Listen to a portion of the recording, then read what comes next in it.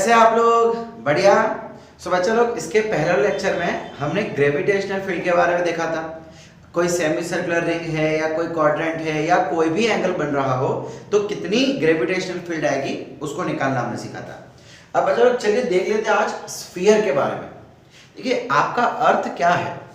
अगर मैं आपके अर्थ की बात करूं सो एटमॉस्फेयर से लेके लैंड तक एक होलो स्फीयर कह सकते हैं हम लोग।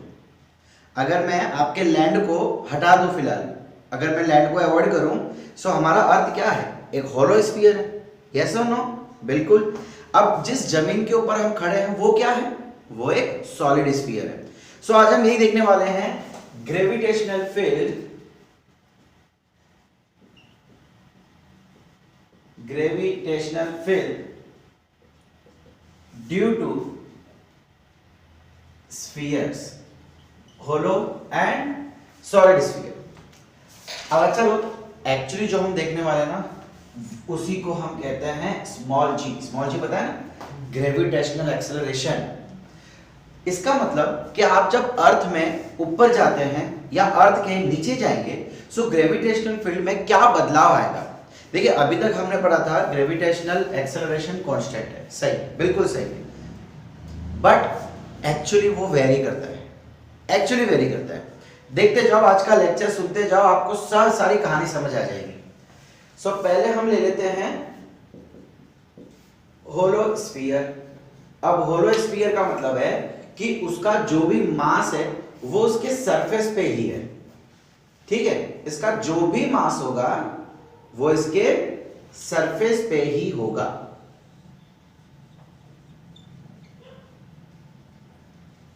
अब हमें तीन जगह पे ग्रेविटेशन फील्ड ढूंढनी है। एक पॉइंट आउटसाइड द स्फीयर, एक पॉइंट ऑन द स्फीयर और एक पॉइंट इनसाइड द स्फीयर। हम इसकी रेडियस ले लेते हैं r। अब बच्चा लोग देखो, इसको ढूंढने का एक बहुत आसान तरीका है जिसे हम कहते हैं गॉस लॉ। क्या बोलेंगे? Gauss law. फिलहाल गॉस लॉ आपके सिलेबस में नहीं है, हम इसका इस्तेमाल करेंगे। इसका मैं आपको समझा दूंगा कि ये क्या चीज है, बट आपके सिलेबस 11th के सिलेबस में ये नहीं है, बट यस 12th के सिलेबस में ये है।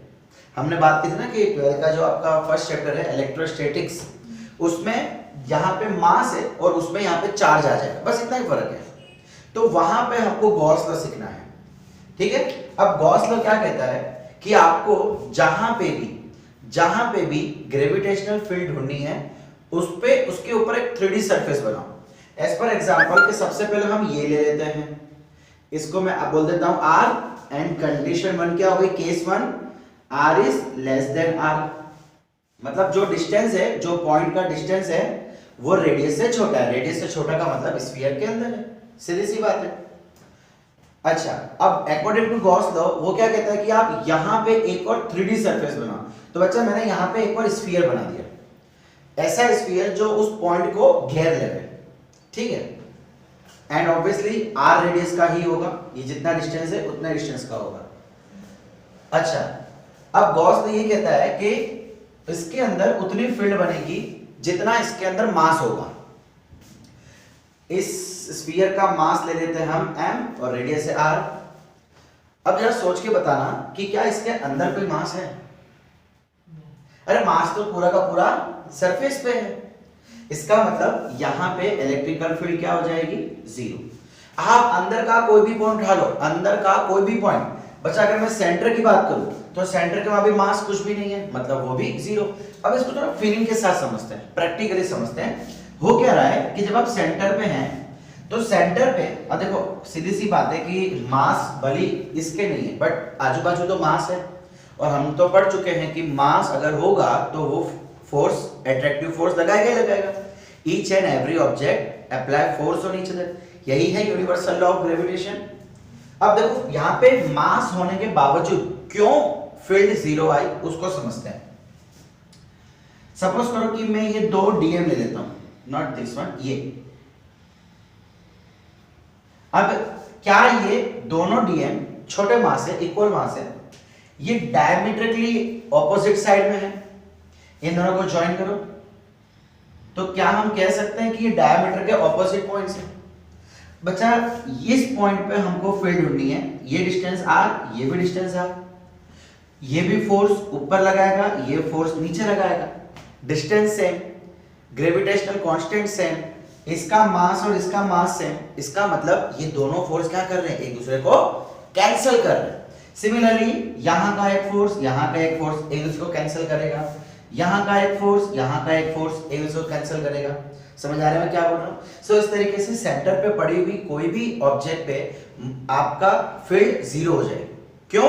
बिकॉज उसको इक्वली फोर्स, इक्वली फील्ड दोनों तरफ से मिल रही है। अच्छा, अब आप बोलेंगे कि सर ये पॉइंट तो सेंटर पे नहीं है, इसकी बात कर लेते हैं। ये पॉइंट सेंटर पे नहीं है, ये सेंटर से ऊपर कहीं है। अच्छा एक बात बताओ, देखो एक फोर्स इधर ले लेते हैं, एक फोर्स इधर ले लेते हैं। फोर्स किस पे डिपेंड करता है? मास पे और डिस्टेंस पे। ठीक है, अब ये ले लेते हैं dm और ये भी ले लेते हैं dm। अब बच्चा इसका तो डिस्टेंस बढ़ गया, मतलब फोर्स कम हो गई। फोर्स इज इनवर्सली प्रोपोर्शनल, पढ़ रखा है ना, Gm1 m2 अपॉन r²। तो फोर्स इज इनवर्सली प्रोपोर्शनल। सो देखा है तो इसका फोर्स कम होना चाहिए, इसका फोर्स ज्यादा होना चाहिए। लेकिन बच्चा लोग अब जरा यहां देखो, अगर मैं इसके लोकेशन की बात करूं, सो इसके मास का इफेक्ट, ये g जितना मास है, देखो ये सब मिलके इस पे फोर्स लगाएंगे, सिमिलरली ये सब मिलके इस पे फोर्स लगाएंगे। अगर मैं इसके नीचे की बात करूं तो टोटल मास ऊपर वाले टोटल मास से ज्यादा हो गया।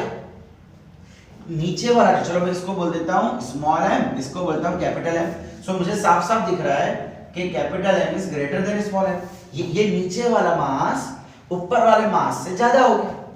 ग्रेविटेशनल फील्ड मास और डिस्टेंस दोनों पे डिपेंड करती है। अब डिस्टेंस बढ़ गया, फोर्स कम हो गया, लेकिन अगेन मास बढ़ गया तो फोर्स फिर से बढ़ गया। इसका मतलब कि यहाँ पे फोर्स और मास और डिस्टेंस का बैलेंस बना रहेगा और अल्टीमेटली इस पे भी फील्ड और फोर्स दोनों जीरो रहेगी। फील्ड जीरो है तो फोर्स जीरो रहेगा, हम पढ़ चुके हैं। E is equal to F/m है कि नहीं? Gravitational field is equal to gravitational force upon mass. समझ आ रहा है बच्चा लोग? देखो इस चीज को खाली रटना नहीं है, याद नहीं रखना है, इसको समझना है कि अंदर क्यों जीरो आया। अंदर कोई भी पॉइंट उठा लो, कोई भी पॉइंट उठा लो अंदर, वो आपको हमेशा जीरो ग्रेविटेशनल फील्ड ही देगा। क्लियर हुआ? अच्छा, अब चलते हैं इस पॉइंट के लिए जहां पे case 2 r is equal to r, मतलब हमने जो पॉइंट लिया वो रेडियस के इक्वल हो गया।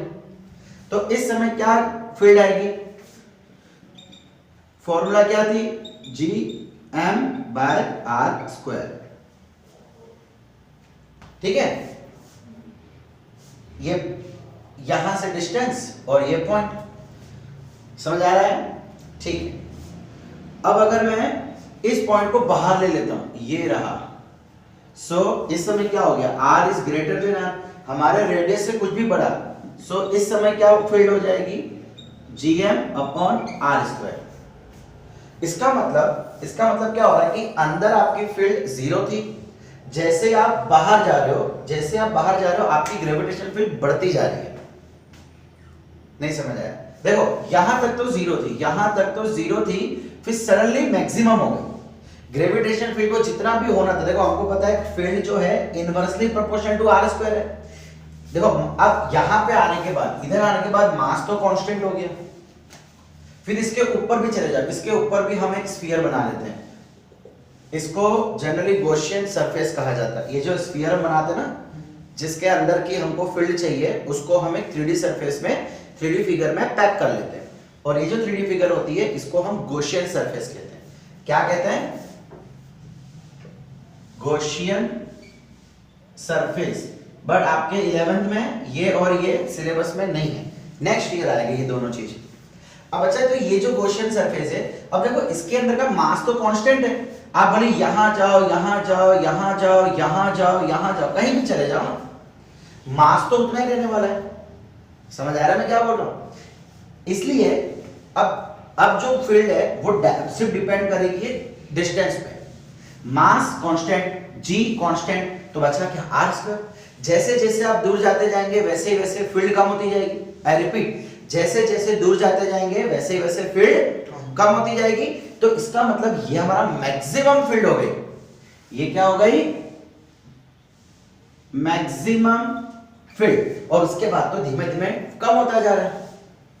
समझ आ रहा है मैं आपको क्या बोल रहा हूं? सो ये थी होलोस्फीयर की कहानी। अगर बच्चा लोग इसको ग्राफिकली दिखाना हो, देखिए इसका ग्राफ अगर हमें ड्रॉ करना हो, यहां पे हम ले लेते हैं डिस्टेंस और यहां पे हम ले लेते हैं ग्रेविटेशनल फील्ड। चलो बच्चे काम करते हैं, इसको मैं एक स्फीयर यहां पे बना लेता हूं।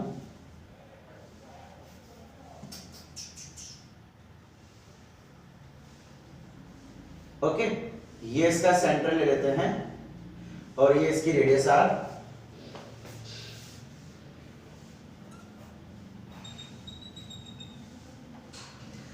हमें क्वेश्चन भी करेंगे जो आईआईटी 2008 में पूछा गया था। एंड बच्चा, मैंने पहले भी आपको कहा हुआ, आईआईटी का लेवल जो है वो जेडब्ल्यू एडवांस लेवल है। अच्छा, अब देखिए ये इनसाइड हो गया, ये स्फीयर के इतना इनसाइड, स्फीयर के इनसाइड ग्रेविटेशन फील्ड कितनी है? 0। तो ये आ गई ग्रेविटेशनल फील्ड 0। एंड जैसे ही हम रेडियस पे पहुंचे, फील्ड मैक्सिमम हो गई, यानी कि जैसे आप फील्ड पे जाओगे ये आपका मैक्सिमम हो जाएगा। इससे आप बोल सकते हैं E मैक्स।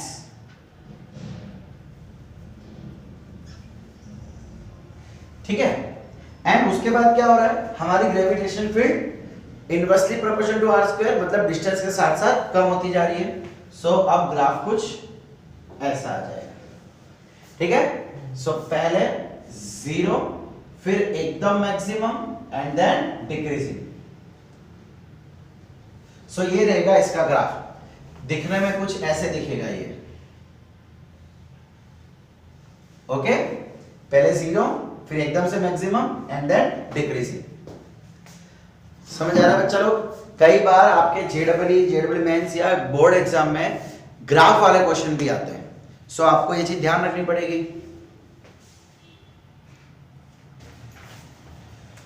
ओके, नेक्स्ट हम देख लेते हैं सॉलिड स्फीयर। अब अच्छा, सॉलिड स्फीयर का मतलब क्या हुआ? आपका अर्थ लैंड, जो आप जिस जमीन पर खड़े हो, वो क्या है? वो एक ऐसा स्फीयर है जो अंदर से पूरा भरा हुआ है, अंदर से पूरा भरा हुआ है। ओके, अब यहां पे भी हम एक पॉइंट यहां ले लेते हैं, एक पॉइंट यहां ले लेते हैं और एक पॉइंट इसके अंदर ले लेते हैं। ठीक है। सो सबसे पहले अब हम इसकी बात करते हैं।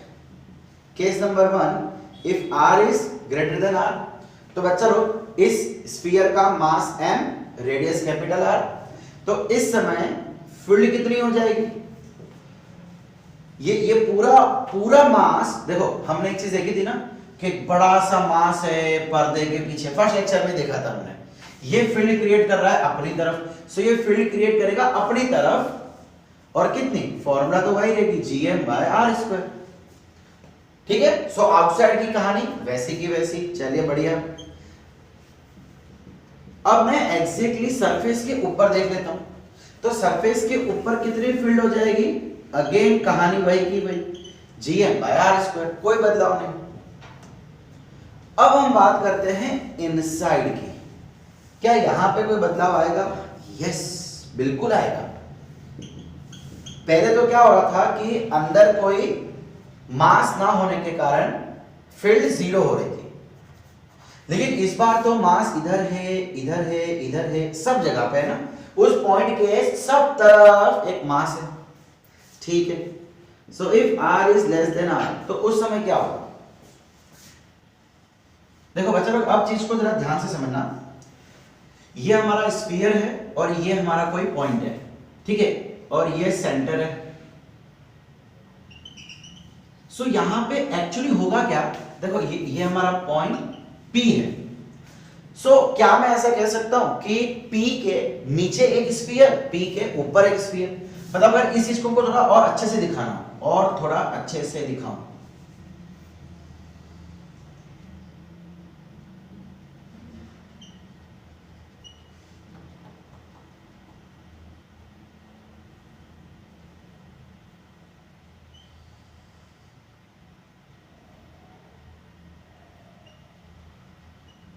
देखो ये आपका पॉइंट P, ये आपका सेंटर, ये P है और इसके अंदर भी मास है। P जिसके ऊपर खड़ा है उसके अंदर भी मास है एंड P के ऊपर भी कुछ मास है। हमने क्या कर दिया है, P जिस जगह पे खड़ा है ना उसको थोड़ा अलग कर दिया। एक्चुअली ऐसा होता नहीं है, खाली अभी समझने के लिए ये P जहां पे था ना इसको मैंने थोड़ा चौड़ा कर दिया। जैसे समझ लो कि ये जमीन है, मैंने इसको पकड़ के लंबा कर दिया। अब लंबा करने से क्या हो गया, यहाँ की चीजें वहां चली गई, यहाँ की चीजें यहाँ चली गई। समझो, आप इमेजिन करो, फिजिक्स इज इमेजिनरी थिंग। आप यहाँ खड़े हैं, आप समझ लो कि एक पांव पे खड़े हैं, जो जितने एरिया पे खड़े हैं मैंने उसको पकड़ के खींच लिया। खींचने से क्या हो जाएगा, यहाँ की चीजें यहाँ, यहाँ की चीजें यहाँ हो जाएगी, बीच में थोड़ी स्पेस हो जाएगी, बस ये वही चीज है। इसके अंदर भी मास, इसके बाहर भी मास। एक्चुअली ऐसा होता नहीं है। बट क्या मैं ऐसा अब कह सकता हूं इस जगह पे कि P पे जो ग्रेविटेशनल फील्ड होगी वो दो चीज के कारण होगी। एक तो gravitational field due to outer shell. बच्चा जो होलो स्फीयर होता है उसको शेल भी कहा जाता है, ये प्लीज नोट डाउन कर लेना। होलो स्फीयर को शेल भी कहा जाता है, इसको नोट डाउन कर लेना। यहां नहीं दिख रहा है, नीचे लिखो थोड़ा। होलो स्फीयर का दूसरा नाम शेल। तो देखो एक तो क्या हो गया, देखो ये P जब ऊपर देखेगा तो उसको मास ही मास दिखेगा, P जब नीचे देखेगा तो मास ही मास दिखेगा। तो यानी कि ये एक स्फीयर है और इसके लिए क्या हो गया, एक शेल हो गया। अरे एक स्फीयर के अंदर एक स्फीयर है, भाई देखो शेल मतलब क्या होता है, खाली स्फीयर। तो अगर मैं मान के चलूं कि यहाँ पे कुछ जगह है तो उसके अंदर कितनी फील्ड हो जाएगी। और दूसरा किसके कारण होगा, ये इसके अंदर के कारण, gravitational field due to inner sphere, और आप ये कह सकते हैं आउटर शेल। अब अच्छा हमने अभी भी पढ़ा था कि शेल के कारण, देखो एक्चुअली यहाँ पे होगा क्या कि जब ये ऊपर दिखेगा तो इसको तो एक होलो स्फीयर वाली फीलिंग आएगी। बच्चा लोग आप इमेजिन करो कि अगर ये हमने क्या लिया था कि होलो स्फीयर, लेकिन इसका मास इधर तो है, इसका जो भी मास है वो सरफेस पे तो है ही, तो ये भी तो वही चीज हो गई।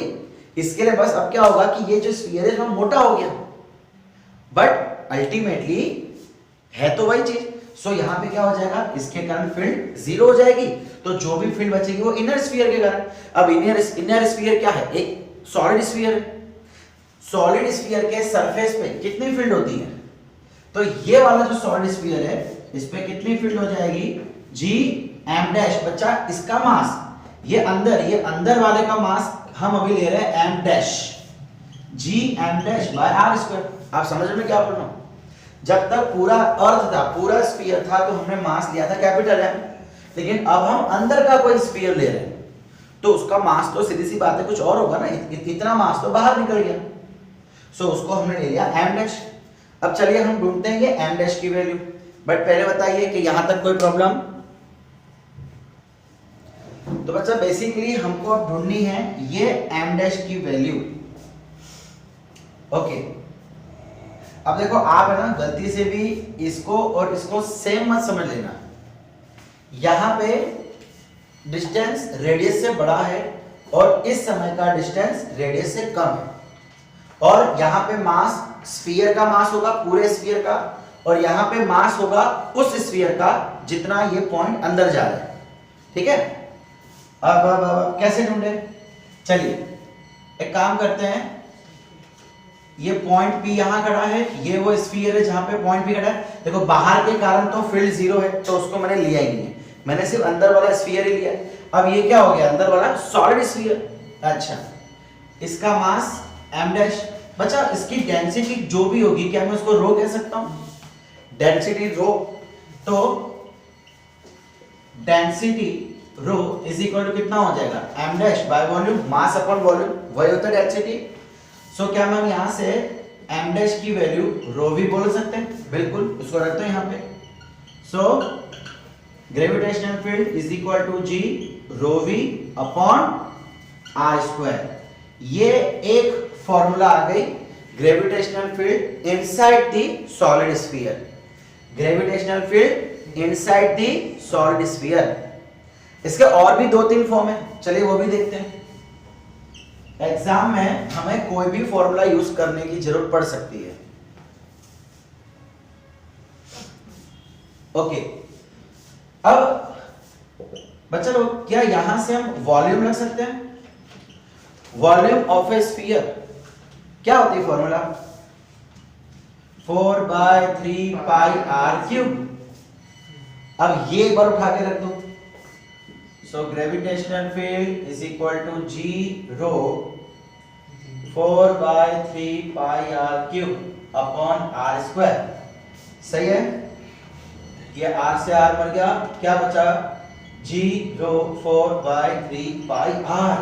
बच्चा मैं आपको ये बताना चाहता था कि एक्चुअली जब ऐसी सिचुएशन है कि जब आपका कोई पॉइंट अर्थ के अंदर जा रहा है, अर्थ के अंदर जब जाएगा या सॉलिड स्फीयर के अंदर जब जाएगा, सो ग्रेविटेशनल फील्ड अब डायरेक्टली प्रोपोर्शनल होगी डिस्टेंस के, इनवर्सली नहीं।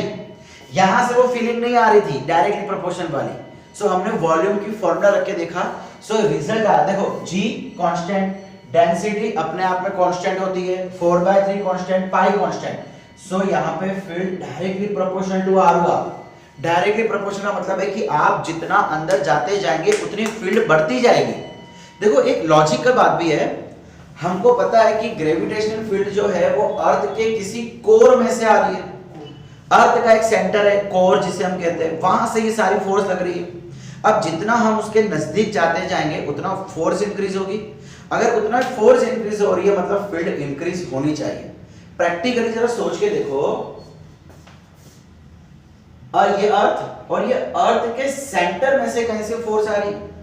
अगर आप अर्थ के अंदर जाते जाएंगे तो डिस्टेंस कम होता जा रहा है, डिस्टेंस कम होता जाएगा मतलब फोर्स बढ़ता जाएगा, फोर्स बढ़ेगा तो सीधी सी बात है फील्ड भी बढ़ेगी। सो एक्चुअली जब आप अर्थ के अंदर जा रहे हैं ना तो फोर्स डायरेक्टली प्रोपोर्शनल हो जाएगा डिस्टेंस के, फील्ड डायरेक्टली प्रोपोर्शनल हो जाएगी डिस्टेंस के। जितना अंदर जाते जाएंगे उतना ही फील्ड या तो उतनी ही फोर्स बढ़ती जाएगी। बहुत इंपॉर्टेंट कॉन्सेप्ट है, बहुत इंपॉर्टेंट पॉइंट है, नोट डाउन कर लेना इसको, ठीक है।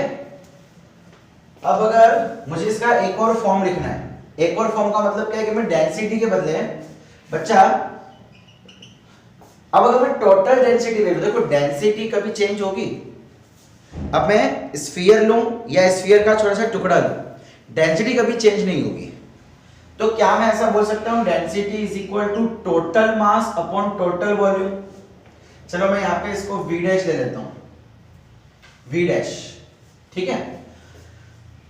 लेकिन इस बार मैंने क्या किया, टोटल मास, ये पूरे स्फीयर का बच्चा। अब ये पॉइंट जहां पे उस स्फीयर का नहीं, पूरे स्फीयर का, समझ लो कि पूरे अर्थ का मास और पूरे अर्थ का वॉल्यूम कितना हो जाएगा। ये इसकी वैल्यू यहां रख दो, चलो यहां पे gravitational field is equal to G m by v 4/3 pi r। So gravitational field is equal to G m upon बच्चा वॉल्यूम ऑफ दिस स्फीयर, पूरा स्फीयर, पॉइंट जिसके ऊपर खड़ा है वो वाला नहीं। बच्चा देखो इसका मास तो हमने v डैश लिया, इसकी वॉल्यूम हमने v डैश ली, बट अब हम इस स्फीयर की बात कर रहे हैं, पूरा स्फीयर। ये वॉल्यूम उसका है, ये मास उसका है। सो यहां पे क्या हो जाएगा 4/3 पाई कैपिटल R क्यूब। इसका वॉल्यूम कैपिटल R, इसका volume small r। Okay, 4/3 pi r।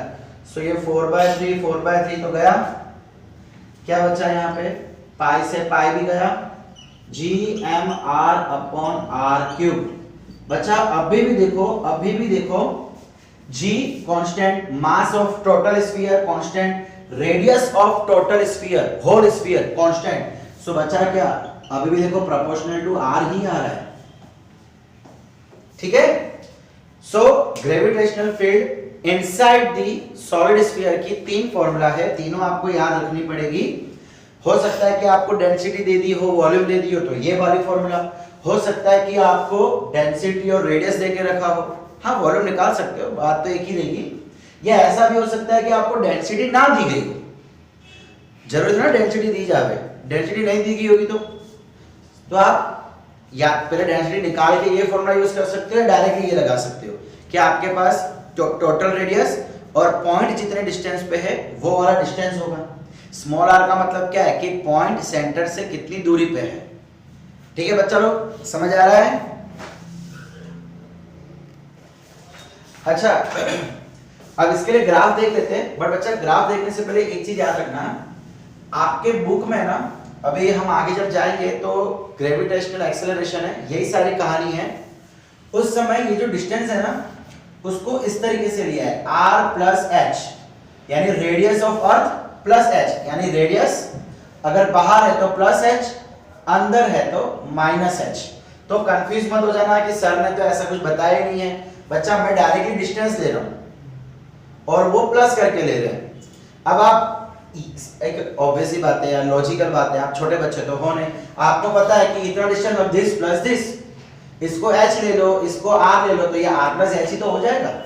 ठीक है, चीजें वही है, बस खाली नोटेशन हल्का सा फर्क है।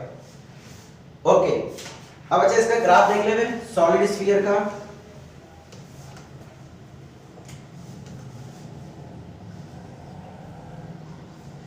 ये डिस्टेंस, ग्रेविटेशनल फील्ड और यहां पे हम ले लेते हैं हमारा स्फीयर।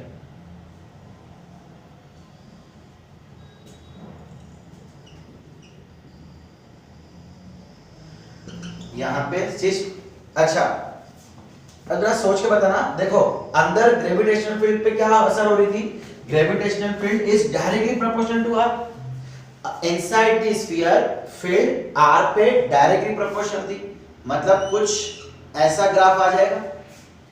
फिर उसके बाद क्या हो रहा है, उसके बाद अगर हम सरफेस पे है, सरफेस पे थे तो उस समय कितनी फील्ड आ रही थी, G M by R square, तो ये वो आ गई। अब जैसे आप स्फीयर के बाहर जा रहे थे तो वो डिस्टेंस के साथ साथ घट रहा था, मतलब अब आ जाएगी कुछ ऐसा ग्राफ। पहले हमारा कैसा ग्राफ आ रहा था, इस टाइप का, अब हमारा ग्राफ कैसा आया, इस टाइप का। समझ आ रहा है बच्चा लोग? सो वो ये था होलो स्फीयर के लिए, ये है सॉलिड स्फीयर के लिए। अब इसी के डिपेंडिंग एक क्वेश्चन आपके आया था आईआईटी 2008 में।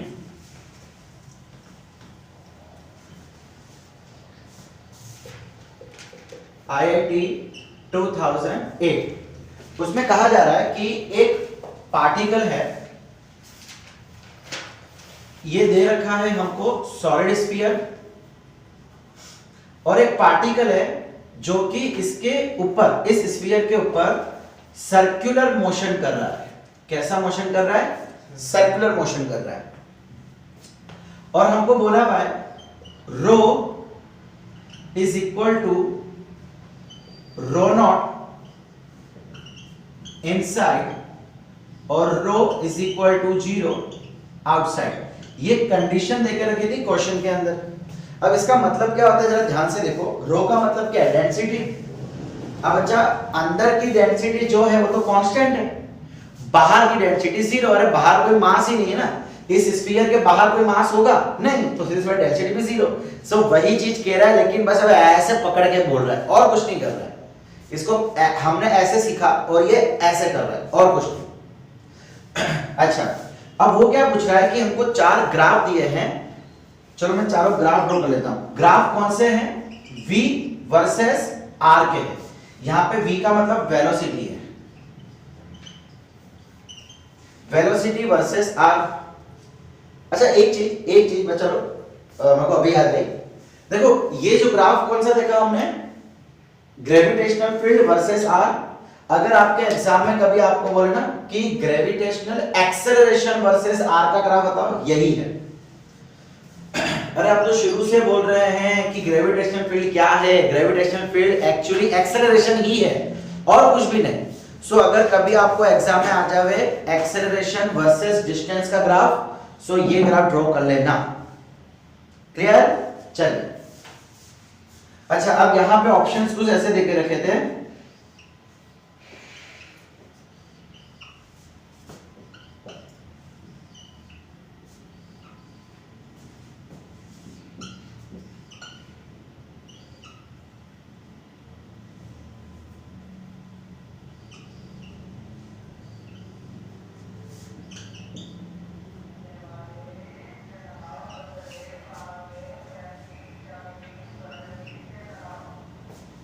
ठीक है। अच्छा ये तो आ गया ना।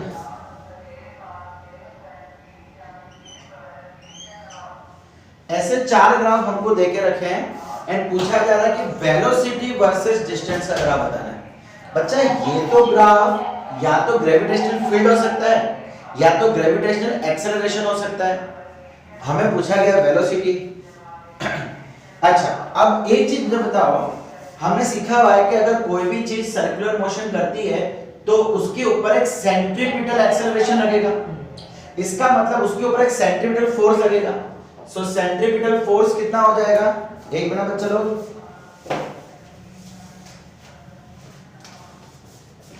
Centripetal force is equal to mass into centripetal acceleration. अब चैप्टर नंबर 7 में हम सीख चुके हैं कि सेंट्रीपिटल एक्सेलरेशन का मतलब होता है v²/r। अब इस केस में अगर अर्थ के आजू बाजू कोई चीज घूम रही है तो उसको सेंट्रीपिटल फोर्स कौन देगा? देखो सेंट्रीपिटल फोर्स कुछ भी हो सकता है, ग्रेविटेशनल फोर्स हो सकता है, इलेक्ट्रोस्टैटिक फोर्स होता है, कुछ भी हो सकता है। सो इस केस में सेंट्रीपिटल फोर्स दे कौन रहा है? अर्थ दे रहा है, मतलब ग्रेविटेशनल फोर्स ही अपने आप में सेंट्रीपिटल फोर्स है।